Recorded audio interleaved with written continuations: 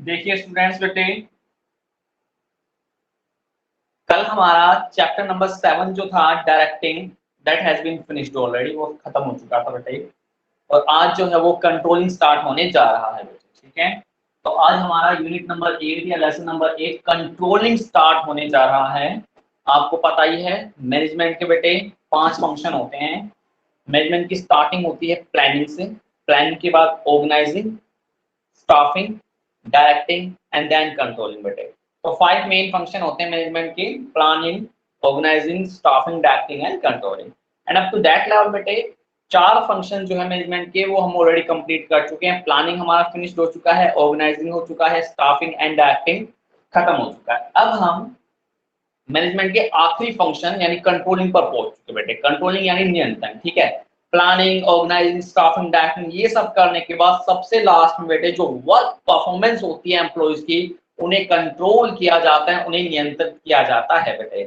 क्या करते हैं हम नियंत्रण करने के लिए, कंट्रोलिंग करने के लिए हम करते क्या है, हर एम्प्लॉइज के लिए स्टैंडर्ड तय करते हैं। हर एम्प्लॉय के लिए डिसाइड करते हैं भाई आपको एक दिन में कितना स्टैंडर्ड काम करना है, कितना standard amount of work perform करना है। फॉर एग्जांपल मैंने एक एम्प्लॉयज के लिए स्टैंडर्ड तैयार कर दिया भाई कि उसको दिन में, ठीक है, उसको दिन में 100 यूनिट्स तैयार कर रही है। से फॉर एग्जांपल कोई ए एम्प्लॉय है, ठीक है, उसे एक दिन के अंदर 100 यूनिट्स तैयार कर रही है बेटे। तो ये मैंने उसके लिए स्टैंडर्ड तय किया। तो कंट्रोलिंग के फर्स्ट स्टेप में बेटे स्टैंडर्ड तय किए जाते हैं, स्टैंडर्ड डिसाइड किए जाते हैं कि एक पर्सन कितने काम करेगा पूरे दिन के अंदर। तो काम का स्टैंडर्ड तय किया जाता है बेटे, ठीक है। उसके बाद उसे रिसोर्स वगैरह एलोकेट दिए जाते हैं, सब कुछ काम दिया जाता है बेटे, ठीक है। थर्ड, जब एक्चुअल परफॉर्मेंस फिनिश्ड हो जाते बेटे, तो एक्चुअल परफॉर्मेंस जो निकल कर आई, फॉर एग्जांपल मान लीजिए उसने बेटे 95 यूनिट्स तैयार की भाई पूरे दिन के अंदर, मैंने उसे स्टैंडर्ड 100 यूनिट्स तैयार करने के लिए बोला था, बट वो पूरे दिन के अंदर 95 यूनिट्स तैयार कर पाया। यानी standard amount of work perform करना था 100 यूनिट्स और वो परफॉर्म कर पाया ओनली 95 मिनट्स बेटे। फोर्थ स्टेप में क्या किया जाता है, कंट्रोलिंग के फोर्थ स्टेप में बच्चे कंपेयर किया जाता है एक्चुअल परफॉर्मेंस और स्टैंडर्ड परफॉर्मेंस को। और कंपेयर करने के बाद जो डिविएशन निकल कर आते हैं, ठीक है, डिविएशन यानी अंतर, कि भाई ये 5 यूनिट्स लेस बनी है बेटे, इस 5 यूनिट्स के लेस बनने का क्या कारण है भाई, ठीक है, टेक्निकल इशू है, ह्यूमन इशू है, क्या इशू रहा जिसके कारण ये 5 यूनिट्स कम बनी बेटे। तो कंट्रोलिंग के दौरान यही कार्य किया जाता है, हर चीज का स्टैंडर्ड सेट किया जाता है, हर वर्क का बेटे बेंचमार्किंग या स्टैंडर्ड तय किए जाते हैं और एक्चुअल परफॉर्मेंस आने के बाद उस स्टैंडर्ड वर्क को एक्चुअल वर्क से कंपेयर किया जाता है और जो डिविएशन निकल कर आते हैं बेटे उनके लिए फिर करेक्टिव एक्शन लिया जाता है। डिविएशन देखिए पॉजिटिव डिविएशन भी हो सकते हैं और नेगेटिव भी, ठीक है। पॉजिटिव बेटे मान लो 100 यूनिट दी उसने कंप्लीट कर दी 105 यूनिट, भाई अच्छी बात है, पॉजिटिव डिविएशन निकल कर आया। उसे भी हम फिर एनालाइज करते हैं भाई कि क्या रीजन रहे जिसके कारण ये ज्यादा यूनिट बनी, ताकि नेक्स्ट टाइम हम उसी तरह का एनवायरनमेंट, उसी तरह से रिसोर्स प्रोवाइड करा सके ताकि स्टैंडर्ड से हमारी परफॉर्मेंस ज्यादा हो बेटे। और जब लेस यूनिट बनते हैं यानी स्टैंडर्ड अचीव नहीं हो पाते, तब भी बेटे डिविएशन का एनालिसिस किया जाता है कि भाई क्या रीजन रहा जिसके कारण जो यूनिट्स है वो कम बनी, परफॉर्मेंस स्टैंडर्ड वर्क पूरा नहीं हो पाया, क्यों नहीं हो पाया भाई, किस कारण नहीं हो पाया। तो बेटे डिविएशन चाहे पॉजिटिव हो या नेगेटिव हो उनका एनालिसिस किया जाता है, ठीक है। अब देखते हैं बुक के अंदर कि कंट्रोलिंग होता क्या है। तो टूल किट नंबर 1 में देखिए कंट्रोलिंग की एक सिंपल सी एक लाइन की डेफिनेशन दे रखी है कि it refers to bringing the actual result, ठीक है। तो इन्होंने बता रखा है कंट्रोलिंग का क्या मतलब होता है बेटे, कंट्रोलिंग का मतलब होता है जो एक्चुअल रिजल्ट होता है या एक्चुअल परफॉर्मेंस होती है बेटे, ठीक है। एक्चुअल परफॉर्मेंस को स्टैंडर्ड परफॉर्मेंस के नजदीक लेकर जाना कंट्रोलिंग कहलाता है बेटे, ठीक है।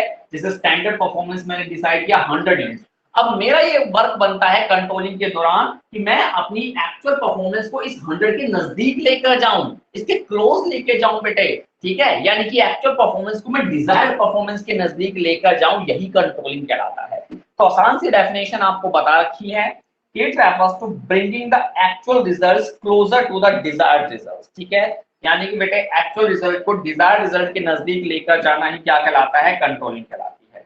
मीनिंग ऑफ कंट्रोलिंग देखिए, इन मैनेजमेंट के अंदर control means that in order to achieve the desired objective efficiently. तो इन्होंने बता रखा है कि कंट्रोलिंग के दौरान डिजायर्ड ऑब्जेक्टिव्स को एफिशिएंटली प्राप्त करने के लिए, कुशलता पूर्वक प्राप्त करने के लिए और इकोनॉमिकली प्राप्त करने के लिए, सक्सेसफुली प्राप्त करने के लिए बेटे, the work should be assessed from time to time. जो वर्क होता है उसकी असेसमेंट की जाती है time to time, time to time उसे देखा जाता है, टाइम टू टाइम उसका इवैल्यूएशन या असेसमेंट किया जाता है बेटे, ठीक है, so that the actual progress of work is in accordance with the desired progress बेटे, ठीक है, ताकि जो एक्चुअल वर्क है वो डिजायर्ड रिजल्ट के नजदीक आ सके, डिजायर्ड रिजल्ट से बेटे हम उसे अचीव कर सके। अंडर कंट्रोलिंग, कंट्रोलिंग के दौरान deviation are sought to be notice, तो डिविएशन को बेटे नोटिस किया जाता है in the actual work progress and the standards already determine the causes of deviation are find out. तो बेटे कंट्रोलिंग में सबसे पहले स्टैंडर्ड सेट किए जाते हैं, फिर एक्चुअल वर्क परफॉर्मेंस आती है, एक्चुअल वर्क परफॉर्मेंस को स्टैंडर्ड से कंपेयर किया जाता है और डिविएशन फाइंड आउट किए जाते हैं बेटे, ठीक है। In short the chief function of controlling to ensure that, यानी संक्षिप्त में हम कह सकते हैं कि जो कंट्रोलिंग का मेन फंक्शन या मुख्य फंक्शन होता है, ठीक है, वो बेटे एक्चुअल रिजल्ट को डिजायर्ड रिजल्ट के नजदीक लेकर जाना होता है, एक्चुअल रिजल्ट को स्टैंडर्ड वर्क के नजदीक लेकर जाना होता है बेटे। कॉटलर के बड़े मैनेजमेंट थिंकर, उन्होंने क्या कहा है इस बारे में, देखिए।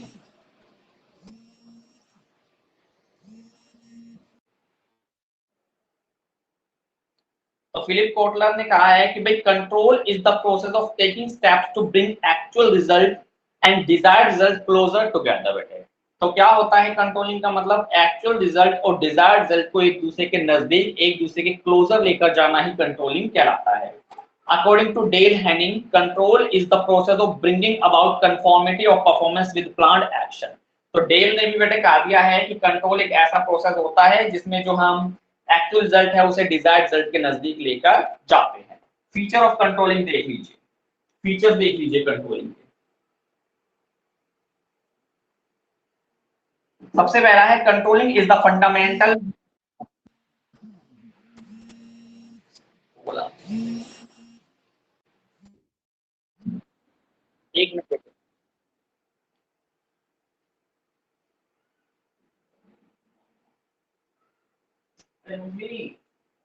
बोला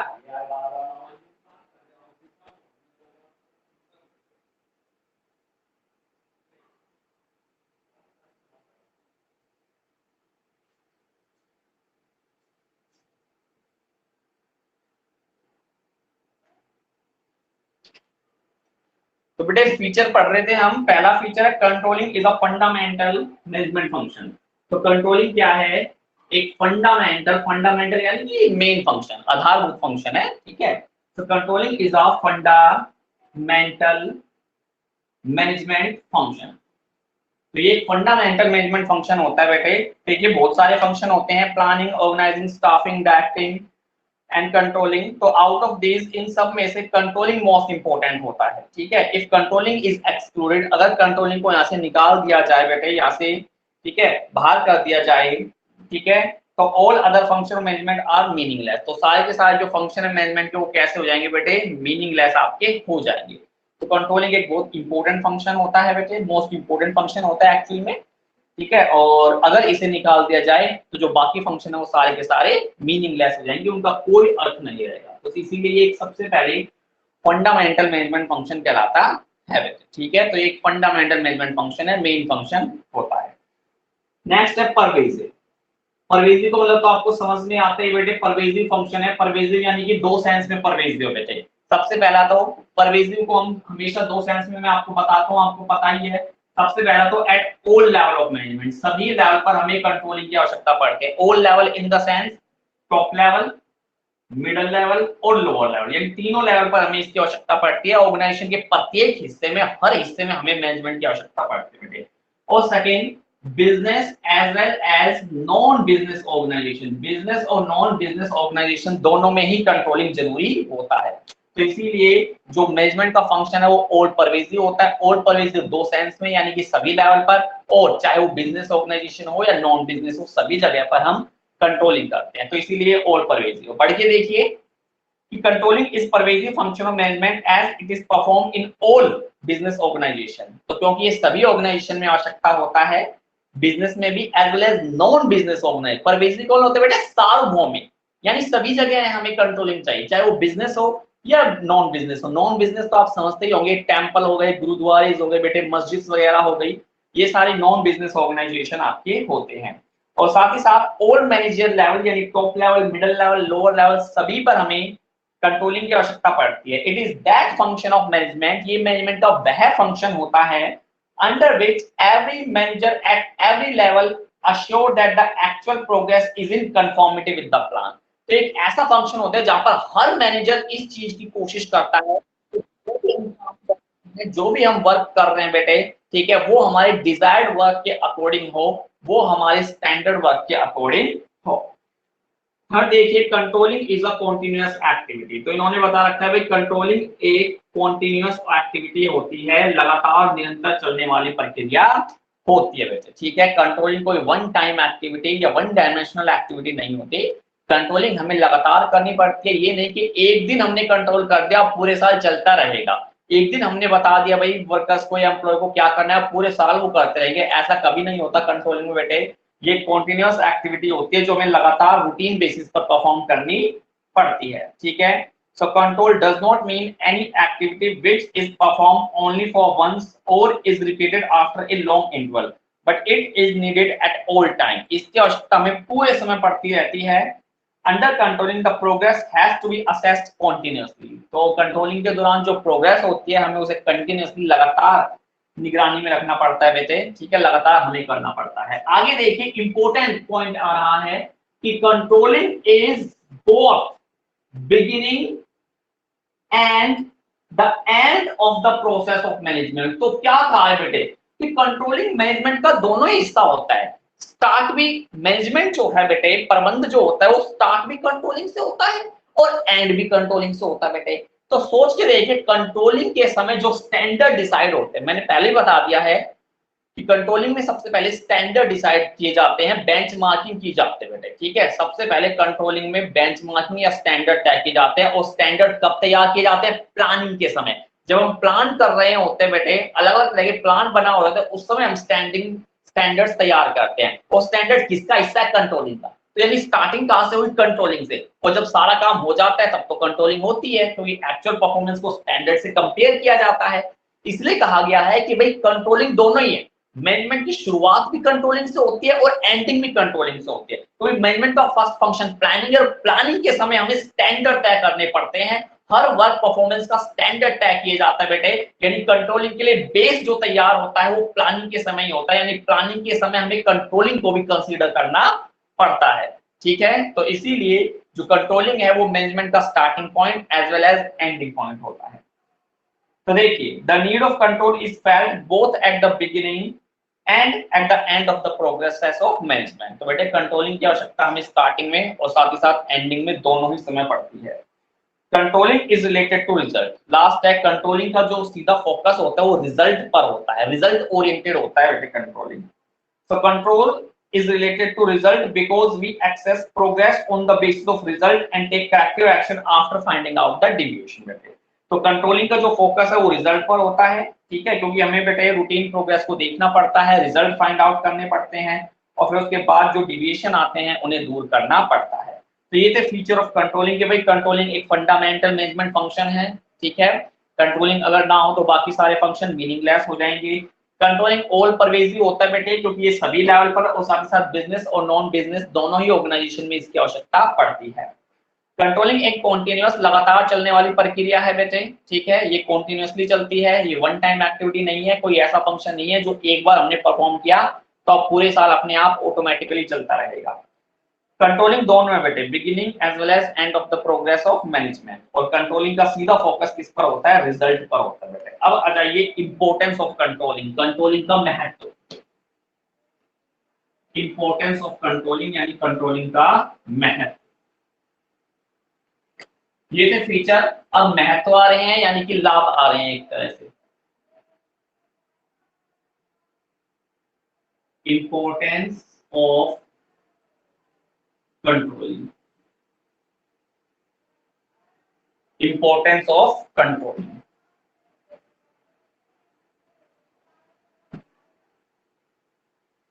देखिए अकम्प्लिश द ऑर्गेनाइजेशनल गोल, तो सबसे पहली इंपॉर्टेंस आ रही है accomplish the organisational goal.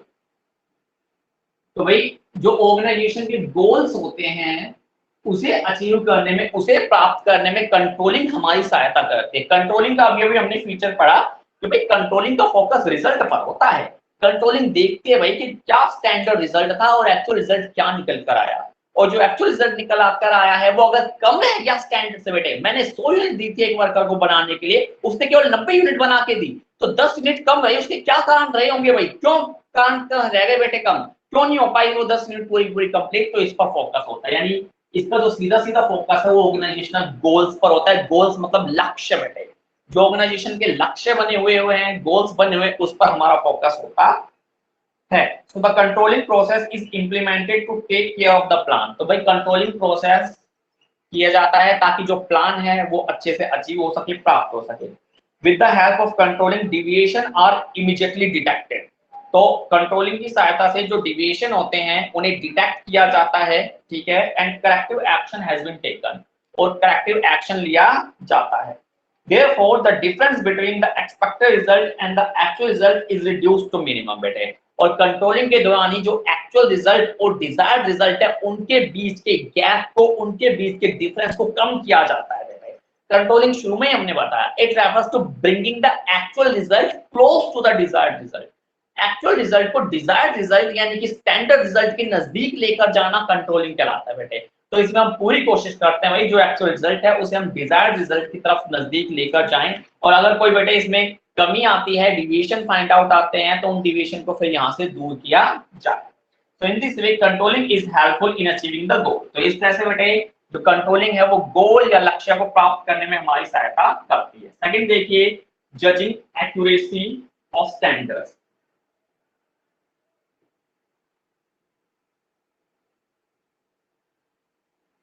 Judging accuracy of standards, जो स्टैंडर्ड्स तय किए जाते हैं ना भाई, ठीक है, तो उस वो कितने एक्यूरेट है। भाई देखिए हमें स्टैंडर्ड तय करते समय बेटे हर चीज का केयरफुली एनालिसिस कर लेना चाहिए। कहीं हम इतना ज्यादा तो मतलब स्टैंडर्ड तय नहीं कर दिया हमने कि उसे प्राप्त करना थोड़ा मुश्किल हो जाए बेटे। कहीं हमने इतनी ज्यादा यूनिट का स्टैंडर्ड तो तैयार नहीं कर दिया कि उसे नॉर्मल वर्कर अचीव ही नहीं कर पा रहा, ओनली जो एक्सलेंट या आउटस्टैंडिंग वर्कर है वो अचीव कर पा रहे हैं और उन्हें भी अचीव करने में थोड़ी मुश्किलें आ रही बेटे। तो हमें स्टैंडर्ड्स बड़ी सोच समझ के तय करना चाहिए। एक बार स्टैंडर्ड तय करने के बाद उसकी एक्यूरेसी, एक्यूरेसी यानी कि सटीकता, कि वो सही है या नहीं है। भाई हम स्टैंडर्ड को चेक कर ले कि ये सही है या नहीं है, भाई हमने स्टैंडर्ड सही तरह से बनाया है या नहीं बनाया, ये हमें चेक कर लेना चाहिए बेटे। तो कंट्रोलिंग प्रोसेस के दौरान, ठीक है, एक्यूरेसी भी चेक की जाती है कि भाई स्टैंडर्ड सही है या नहीं है। तो while performing the function of controlling, तो कंट्रोलिंग का फंक्शन परफॉर्म करते समय a manager compare the actual work performance with the standard performance। तो जो मैनेजर है बेटे एक्चुअल वर्क को स्टैंडर्ड वर्क से क्या करता है, कंपेयर करता है, ठीक है, और he try to find out whether the laid down standard are not more or less than the general standard। और वो इस बात की एक्यूरेसी भी चेक करता है कि स्टैंडर्ड ना तो बहुत ज्यादा हो और ना ही बहुत कम हो बेटे। इन केस ऑफ नीड, आवश्यकता पड़ने पर they are to be redefined, हम उन स्टैंडर्ड्स को रीडिफाइन कर सकते हैं, हम उनमें चेंजमेंट कर सकते हैं। फॉर एग्जांपल मैंने स्टैंडर्ड तय कर दिया 120 यूनिट्स, केयरफुली एनालिसिस के बाद मुझे पता लगा भाई ये स्टैंडर्ड कुछ ज्यादा ही तय हो गया, बेचारे वर्कर इतना हाई लेवल स्टैंडर्ड अचीव नहीं कर पाएंगे, वो 100 के आसपास स्टैंडर्ड तो अचीव कर लेंगे, 100 यूनिट तो तैयार कर लेंगे, बट 120 नहीं कर पाएंगे। तो मैंने एनालिसिस करने के बाद स्टैंडर्ड को फिर से बेटे डिटरमाइन कर दिया 100 यूनिट्स पर। तो इस तरह से हम स्टैंडर्ड्स की एक्यूरेसी चेक करते हैं और एक्यूरेसी चेक करने के बाद उन्हें फिर रीडिफाइन कर देते हैं।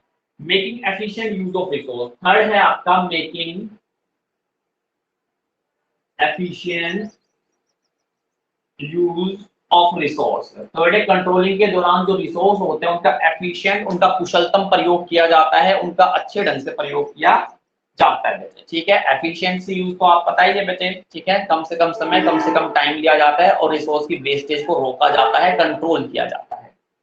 तो इन्होंने बता रखा है भाई कि controlling makes it possible to use the human and physical resource efficiently. तो बेटे कंट्रोलिंग की सहायता से ह्यूमन और फिजिकल रिसोर्स का एफिशिएंटली यूज किया जाता है। Under controlling it is ensure that, controlling के दौरान ये अनश्योर किया जाता है that no employee deliberately delays his work performance, कि भाई जो एम्प्लॉय है वो जानबूझकर लेट ना करे बेटे, ठीक है। In this way wastage in all physical resource is to be check, तो इस तरह से जो वेस्टेज है रिसोर्सेज की उसे चेक किया जाता है बेटे, उसे नियंत्रित किया जाता है। फोर्थ देखिए इंप्रूविंग एम्प्लॉय मोटिवेशन, तो कंट्रोलिंग के दौरान जो एम्प्लॉयज की मोटिवेशन है उसे भी इंप्रूव किया जाता है, इंप्रूविंग एम्प्लॉय मोटिवेशन, ठीक है। तो एम्प्लॉय की मोटिवेशन को भी यहाँ पर बढ़ाया जाता है, इंक्रीज किया जाता है ताकि वो अपने स्टैंडर्ड को अचीव कर सके। Through the medium of controlling an effort is made to motivate the employee, तो भाई कंट्रोलिंग की सहायता से एफर्ट किए जाते हैं ताकि एम्प्लॉयज की मोटिवेशन लेवल को बढ़ाया जा सके।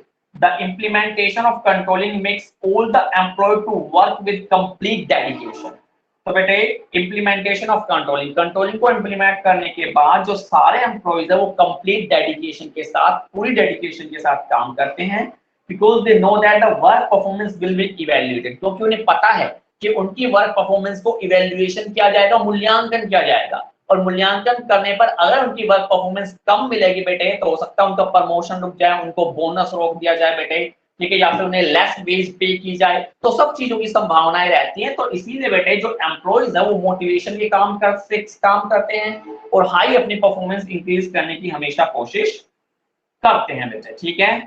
सो they will have their identity established in the organization, तो इस तरह से बेटे अच्छा काम करके स्टैंडर्ड को प्राप्त करके स्टैंडर्ड को अचीव करके वो ऑर्गेनाइजेशन में अपना खुद का नाम बना सकते हैं, अपना खुद का नाम कमा सकते हैं बेटे। तो इस तरह से एम्प्लॉइज को मोटिवेशन को इंप्रूव करने का कार्य भी कंट्रोलिंग के दौरान किया जाता है, क्योंकि उनकी वर्क परफॉर्मेंस को इवैल्यूएट किया जाता है, जो अच्छी परफॉर्मेंस देता है उसे रिवॉर्ड दिया जाता है बेटे, उसकी सराहना की जाती है, उसकी रिकॉग्निशन प्रोवाइड की जाती है, जो लेस काम करता है उसे पनिशमेंट दी जाती है, उसकी वेजेस को डिक्रीज किया जाता है, उसके प्रमोशन को रोका जाता है बेटे, उसके बोनस को रोका जाता है। तो इस तरह से हाई परफॉर्मेंस शो करके जो एम्प्लॉइज होते हैं बेटे वो अच्छी सैलरी अच्छी वेजेस कमा सकते हैं, उनकी मोटिवेशन पावर भी इंक्रीज हो जाती है। फिफ्थ है अनश्योरिंग द ऑर्डर, ऑर्डर का क्या मतलब होता है, हेनरी फ्योल का एक प्रिंसिपल आया था ऑर्डर, तो ऑर्डर का मतलब होता है everything is at its right place, जब हर चीज अपने सही स्थान पर अपनी सही जगह पर होती है it means it is a order बेटे,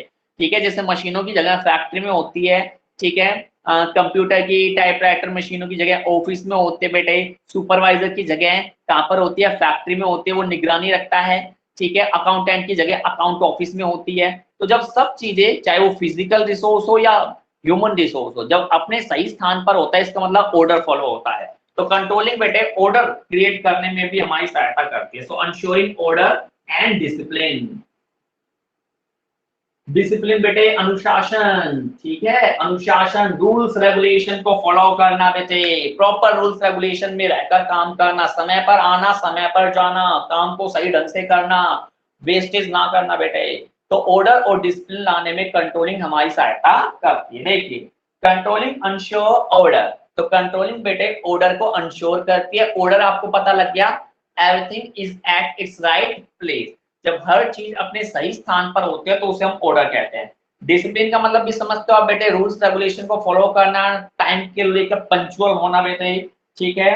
अनडिजायर्ड एक्टिविटीज जैसे थेफ्ट हो गया, करप्शन हो गया, डिले हो गया, इन सभी को बेटे, ठीक है, इग्नोर करना, और अनकोऑपरेटिव एटीट्यूड को चेक करना, उस पर नियंत्रण पाना।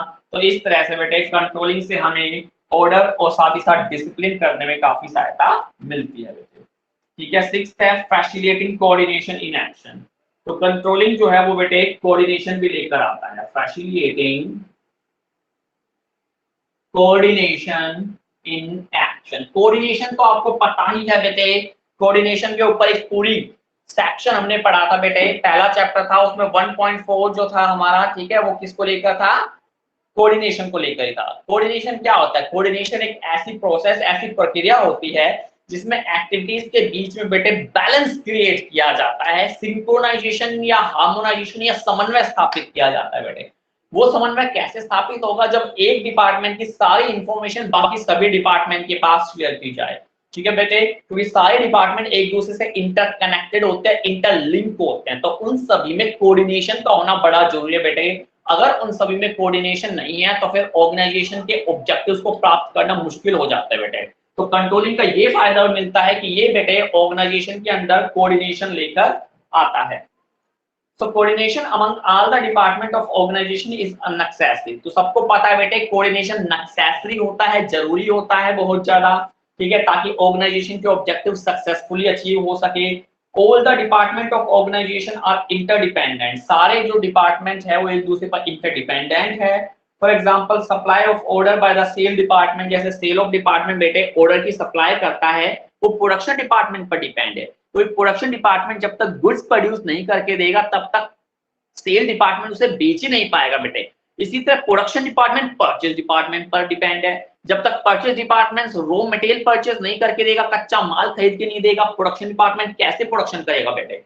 तो इसी तरह कहने का मतलब है सारे डिपार्टमेंट एक दूसरे पर डिपेंड होते हैं, इंटरलिंक होते हैं, तो इसीलिए सभी डिपार्टमेंट में कोऑर्डिनेशन होना बड़ा जरूरी होता है, सो दैट ताकि ऑर्गेनाइजेशन के ऑब्जेक्टिव प्राप्त किए जा सके, ऑर्गेनाइजेशन के ऑब्जेक्टिव अचीव किए जा सके बेटे, ठीक है। So through the medium of controlling, तो कंट्रोलिंग के जरिए बेटे an effort is made to find out whether the production is being carried out in according with the order received. तो बेटे कंट्रोलिंग के जरिए हम देखते हैं कि भाई जिस हिसाब से हमें ऑर्डर रिसीव्ड हुआ था उसी हिसाब से प्रोडक्ट बना है या नहीं बना बेटे।